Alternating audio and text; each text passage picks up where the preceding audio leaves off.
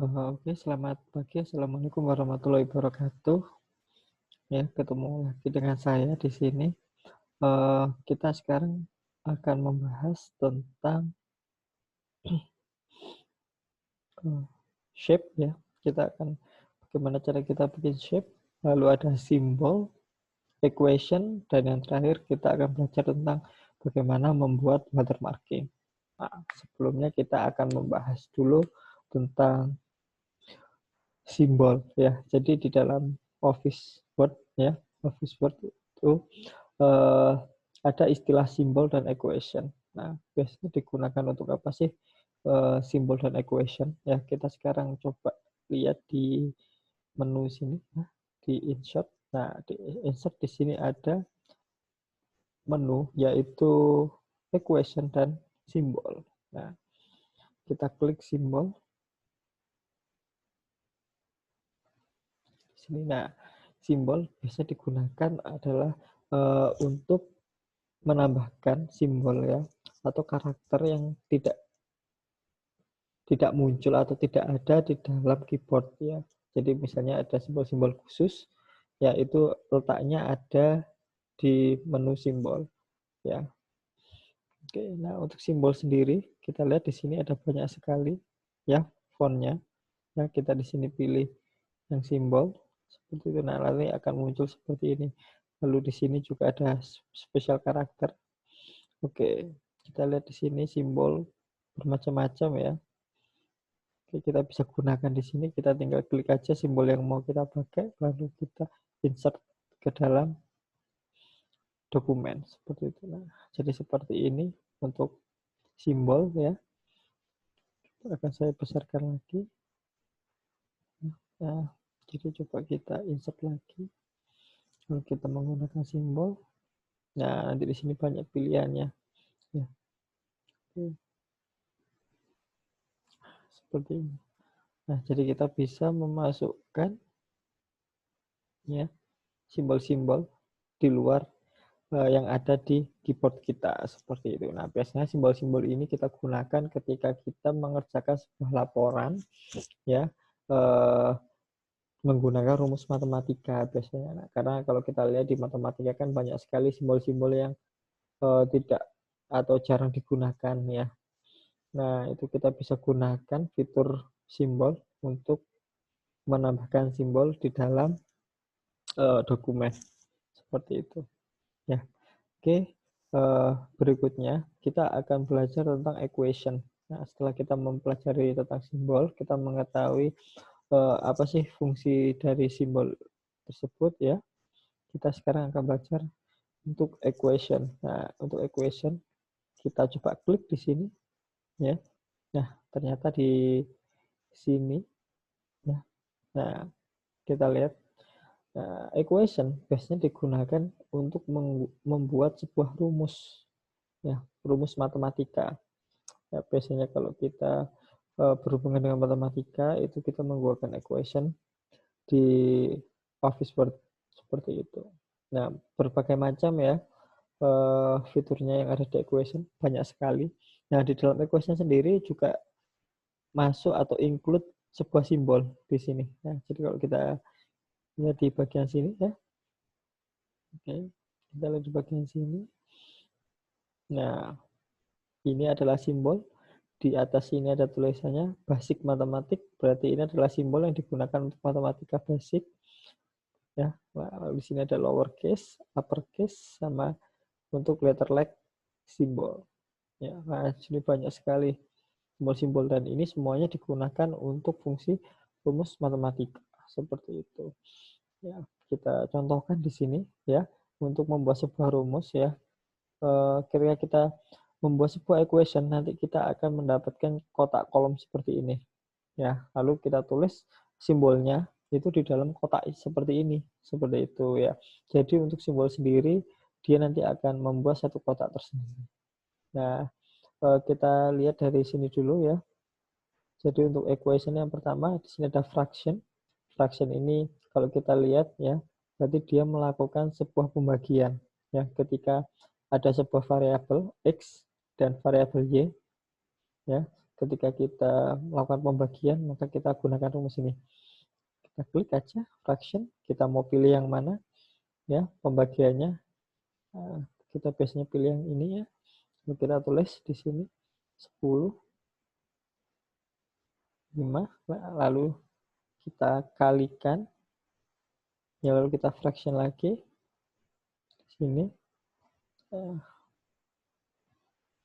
Ya, seperti ini.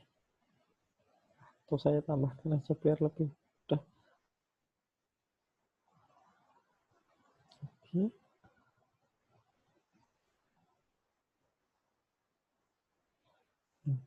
Nah, seperti ini. Kita fraction lagi.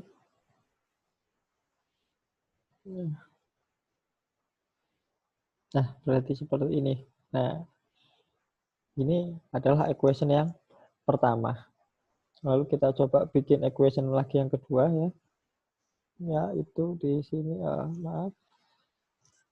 Cancel dulu. Nah, kita bikin equation yang kedua. Di sini ada script. Script ini kita kalau ingin membuat bilangan berpangkat, ya seperti itu. Kita bisa menggabungkan fraction dan script juga, ya. Contoh seperti ini, kita fraction, terus kita coba di sini dy per dx. Nah, lalu di sini saya coba dikali,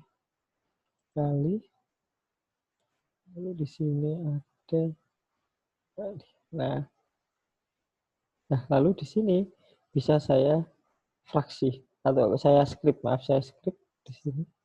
Nah, kita cari scriptnya. Kamu mau yang berpangkat, bisa kita pilih ini. Nah, itu ya caranya. Coba kita ini blok dulu ya. Seperti ini. Nah, kita bisa tulis di sini pangkat 2. Nah, seperti ini. Nah, jadi ini gunanya script dilakukan. Jadi kalau kamu mau membuat bilangan berpangkat, tinggal diblok saja bilangannya. Lalu kita pilih equation, lalu kita script, lalu kita pilih superscript ya, lalu kita tulis pangkat 2. Nah, seperti ini. Jadi ini kita membuat fraction dan kita membuat script. Oke. Sekarang kita akan membuat equation yang ketiga. Oke, di equation yang ketiga di sini ada radikal ya, bilangan pembagi ya. Sini kita lihat, nah, kita bisa atur di sini. Nah, kita bisa gabungkan dengan fraction. Nah, seperti ini ya.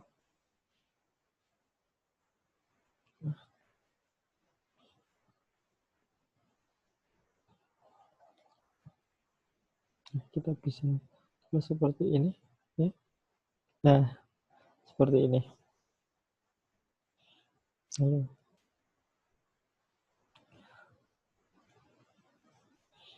Nah, ada banyak di sini menunya ya. Kita lihat ada integral. Kalau kalian ingin membuat integral, lalu di sini ada limit. Ya, ada limit. Terus ada matriks. Nah, kalau kalian ingin membuat matriks, di sini ada sin konstan juga ada. Membuat bracket juga ada di sini. Ya. Nah, di sini ada banyak sekali ya. Kalau kita mau bikin matriks di sini. Nah, jadi di dalam Office Word itu kita sudah disediakan aplikasi untuk membuat equation seperti itu. Nah, jadi seperti itu ya untuk equation dan simbol.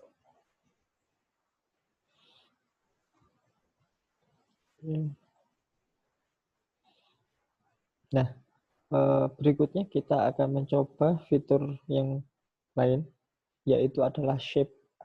Nah, di dalam visual element ya, Office itu juga bisa melakukan sebuah desain. Ya, kita bisa membuat sebuah desain yang cantik, yang bagus ya, tanpa harus kita buka aplikasi lain seperti Photoshop atau CorelDRAW. Kita bisa gunakan shape. Nah, kita ada di menu insert nih ya. Nah, di insert ini ada menu yang namanya shape. Nah, kalau kita kemarin sudah belajar bikin chart, bikin grafik, lalu kita sekarang bisa untuk bikin shape. Nah, kita lihat di sini shape ini ada banyak ya. Oke. Nah, shape ini pun nanti juga bisa dimasukin sebuah kata-kata ya. Jadi kalau kalian ingin menulis sebuah kata-kata di dalam shape itu juga bisa seperti itu. Nah, saya kasih contoh ya, kita buka dulu shape-nya mungkin yang ini ya. Nah, oke, kita buka. Nah, akan menjadi sebuah shape. Nah, seperti ini.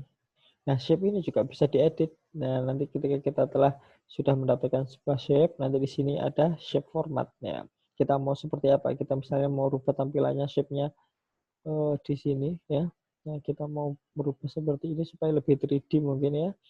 Lalu bisa kita beri warna di sini. Nah, seperti ini. Ya, oke. Jadi seperti ini shape.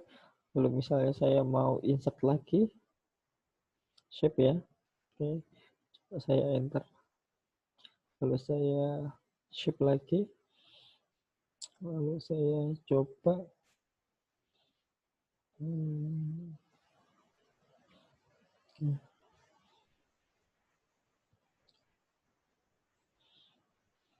oke, seperti ini ya. Jadi kita bisa bikin shape. Nah, bikin seperti ini ya. Nah, untuk mengatur shape ini sama seperti kita mengatur gambar ya. Kita bisa putar, di sini ada tombol untuk memutar shape-nya ya. Lalu kita bisa memperbesar, memperkecil di sini ya.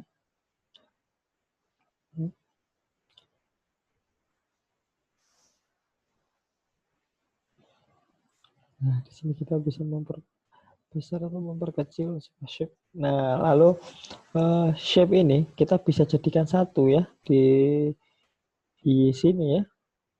Nah, shape ini bisa kita jadikan satu ya.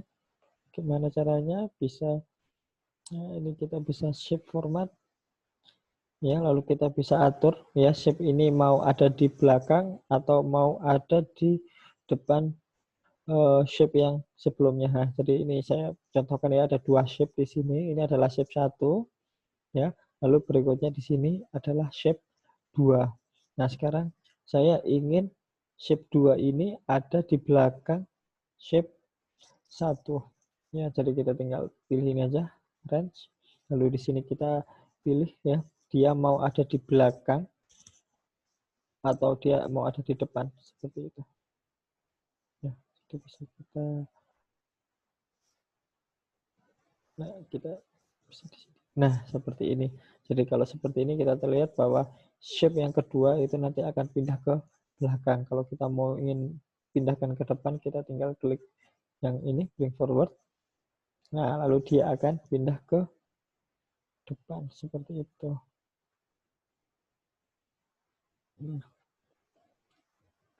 Nah, lalu di shape sendiri kita bisa ini add text ya.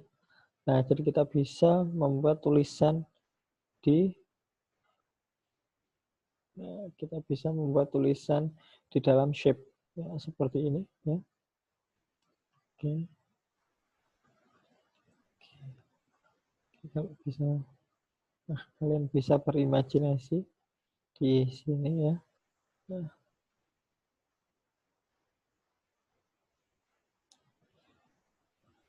Nah, jadi seperti ini adalah fitur dari shape ya.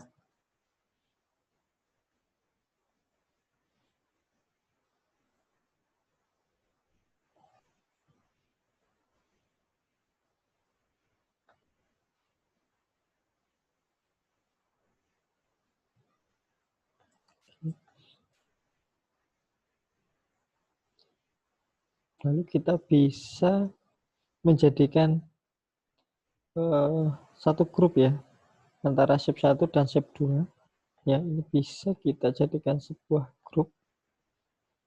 Nah, seperti ini ya. Jadi kita blok kedua shape-nya atau objeknya, lalu kita klik kanan, lalu kita grup. Nah, gunanya apa untuk grup? Nah, supaya nanti shape-nya ini bisa menjadi satu. Nah, jadi kalau kita pindah, dia tidak akan berpindah posisinya seperti itu. Ya, seperti ini. Lalu shape ini juga bisa dipindahkan. Ya, kita lihat di shape format. Lalu kita bisa di sini word text, kita pindah di behind text. Nah, maka shape-nya nanti akan berpindah di belakang seperti itu. Nah, jadi seperti ini ya. Jadi bisa kita gunakan sebagai background ya. Jadi shape ini bisa kita gunakan sebagai background.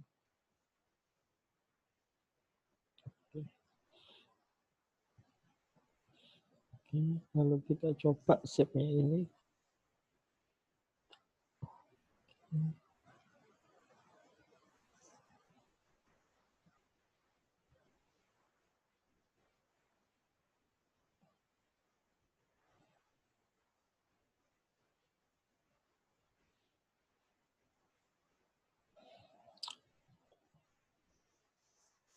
Oke, kita sudah belajar untuk shape ya.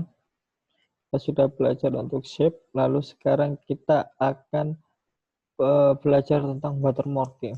Nah, sekarang buat apa sih watermarking? Ya, biasanya dalam pembuatan sebuah dokumen kita memerlukan watermarking. Nah, watermarking di sini tujuannya adalah untuk memberi watermark atau memberi simbol di dalam dokumen kita bahwa dokumen ini adalah milik kita seperti itu. Jadi kita berikan background ya, background transparan di dalam sebuah dokumen agar dokumen ini tidak dapat di-copy oleh orang lain. Nah, kenapa seperti itu? Agar orang lain itu tidak bisa mengklaim laporan atau dokumen yang telah kalian buat seperti itu. Jadi bisa dibuat untuk identitas atau penanda bahwa itu adalah milik kita. Ya. Karena kalau dia sudah di watermarking itu nanti akan kemungkinan besar sulit untuk di-copy tulisannya dan lain sebagainya. Seperti itu. Nah, misal ini saya kasih contoh ya. Saya mau menambahkan sebuah tulisan di sini. Jadi saya coba buka dokumen ya.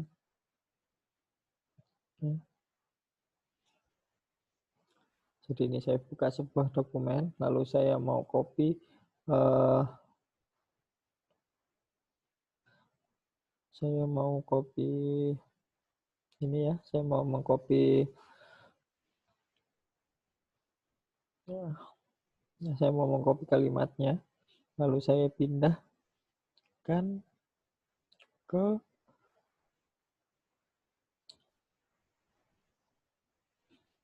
nah saya mau pindahkan copy di sini.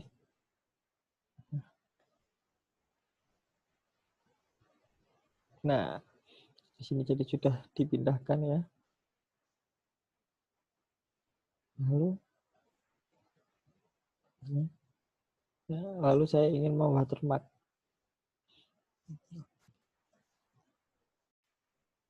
Oke, sekarang untuk watermark ya. Jadi kita bisa pilih di sini di desain. Yang lalu di sini ada watermark. Nah, coba kita klik di sini watermark ada di sini. Nah, kita bisa memasukkan sebuah objek atau kita bisa memasukkan sebuah picture di sini ya untuk memberikan sebuah watermark di dalam sebuah dokumen. Atau kita bisa menggunakan teks di sini. Nah, seperti saya di sini saya tulis do not copy ya di sini. Nah, lalu coba saya watermark tadi ya, lalu ini saya bold, lalu transparansinya saya atur di sini. Kalau 0 berarti dia sangat transparan, kalau 100% berarti dia tidak transparan. Nah, kalau 100% ini takutnya nanti tulisannya tidak akan terbaca. Jadi saya jadikan 30 ya. Seperti itu. Nah, font color-nya bisa saya ganti mungkin warna biru. Seperti itu. Lalu saya bikin diagonal. Oke, sip. Sudah saya buat di sini ya. Nah, kalau kalian lihat secara dekat, nah di dalam laporan ini nanti ada watermarking. Ya, Jadi di sini akan terlihat bahwa tulisannya di dalamnya ada watermarking. Jadi ketika kalian bikin ini menjadi format PDF, ketika sudah di-save, di sini nanti ada penandanya, ada watermarknya. Jadi tidak bisa di copy sembarangan. Nah, biasanya watermarking ini digunakan ketika kalian bikin sertifikat ya. Kalian bikin sertifikat itu biasanya banyak orang yang mengcrop tanda tangan, lalu mengcrop nama atau mengcrop sebuah desain. Nah, biasanya desain itu di watermarking supaya desain tersebut itu tidak dapat diambil. Seperti itu ya. Jadi kalaupun diambil, dia nanti masih mengedit dulu, menghilangkan watermarkingnya yang sangat sulit seperti itu. Ya, mungkin itu aja pertemuan untuk minggu ini ya. Nanti tugas sudah saya siapkan di job sheet, kalian bisa kerjakan. Oke, terima kasih. Saya akhiri. Assalamualaikum warahmatullahi wabarakatuh.